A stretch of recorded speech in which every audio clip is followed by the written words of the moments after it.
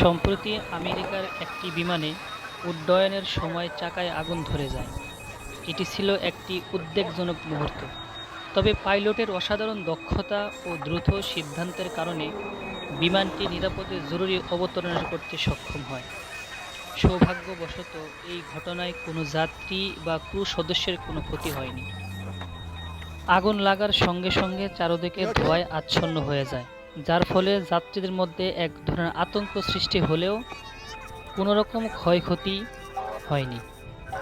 এই ঘটনাটি বিমান রক্ষণাবেক্ষণ ও উড্ডয়ন নিরাপত্তার গুরুত্ব নতুন করে মনে করিয়ে দিয়েছে, যা ভবিষ্যতে এমন পরিস্থিতি এড়াতে আরও সতর্কতামূলক পদক্ষেপ নেওয়ার প্রয়োজনীয়তা তুলে ধরে।